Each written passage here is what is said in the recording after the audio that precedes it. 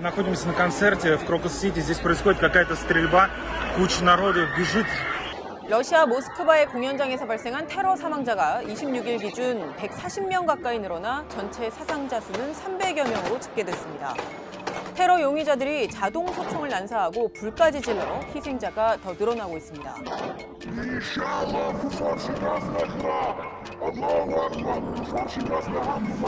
이슬람 국가 IS 아프간 지부인 IS 호라산은 자신들의 잔혹한 테러 영상을 공개하며 거듭 테러 배후임을 자처했습니다.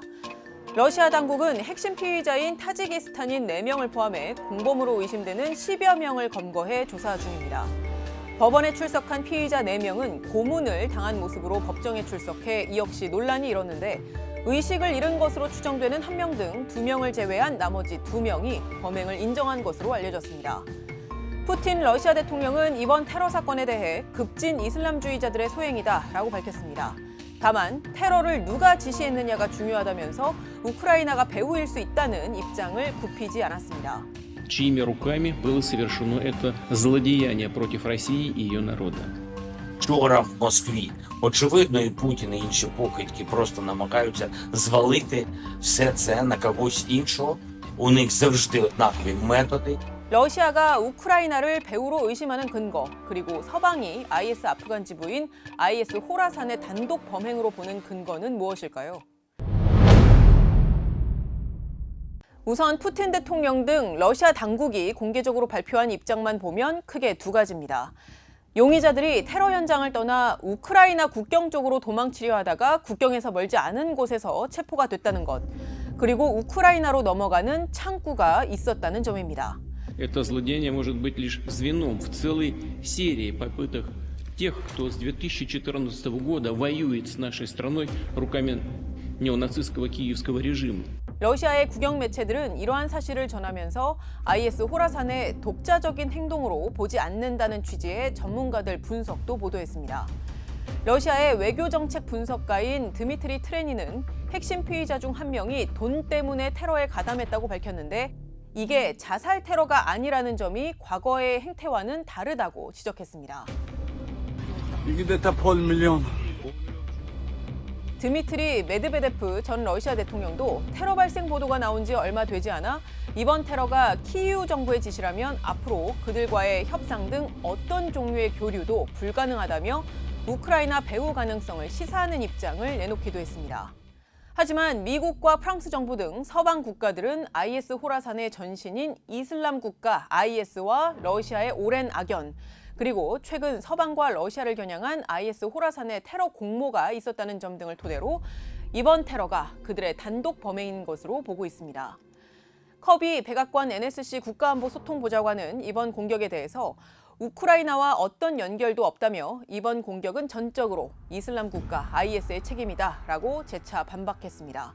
그러면서 자신들이 3월 초 러시아에 테러를 경고했고 3월 7일에 러시아 내 미국인들에게도 경고했다면서 이는 우리가 IS 활동에 대해서 적극적으로 감시해왔기 때문에 가능한 것이다 라고 말했습니다. 마크롱 프랑스 대통령도 자신들이 입수한 정보에 따르면 모스크바 테러를 계획하고 수행을 한 건 이슬람 국가 IS의 조직이었다면서 이들은 지난 수개월간 우리 영토에서도 여러 차례 공격을 시도했다라고 밝혔습니다.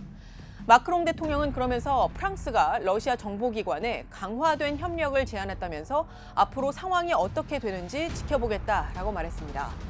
테러학자인 브루스 호프만도 이번 테러 작전 방식이 이슬람 국가 IS의 전형적인 방식이었다며 지난 10년간 북반구에서 콘서트장을 공격한 게 이번이 세 번째였다라고 말했습니다.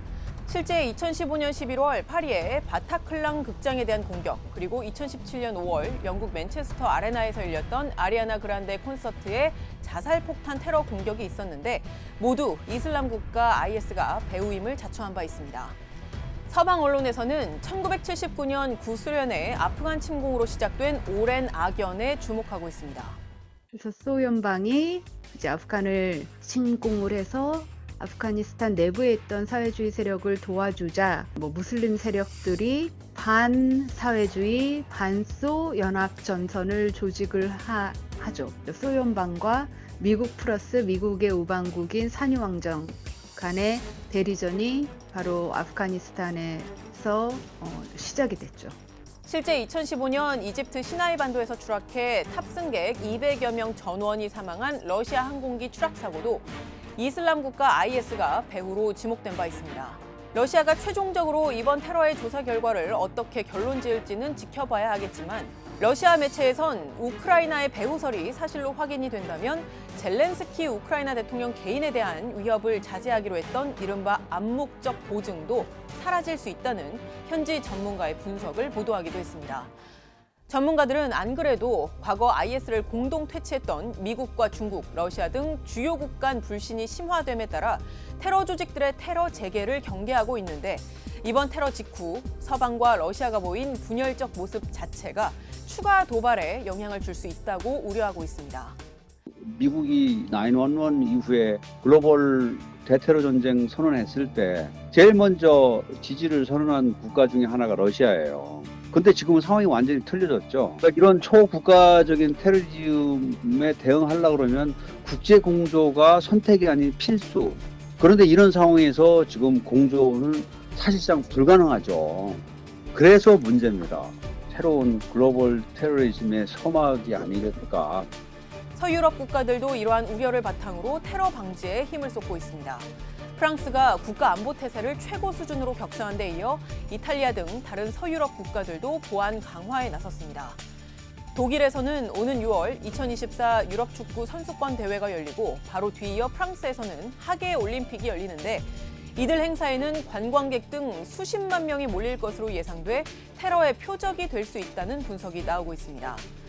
국제사회는 추가 보복 테러 등 유혈의 악순환을 막기 위해서라도 철저한 진상 규명은 물론 대테러 공조 강화에 힘을 모아야 하는 상황입니다. 하지만 자국 우선주의와 전쟁 등으로 분열된 주요국들의 입장차가 첨예한 상황이어서 당장 긴밀한 공조를 기대하기는 어렵다는 우려도 나오고 있습니다. 지금까지 뒷백이었습니다.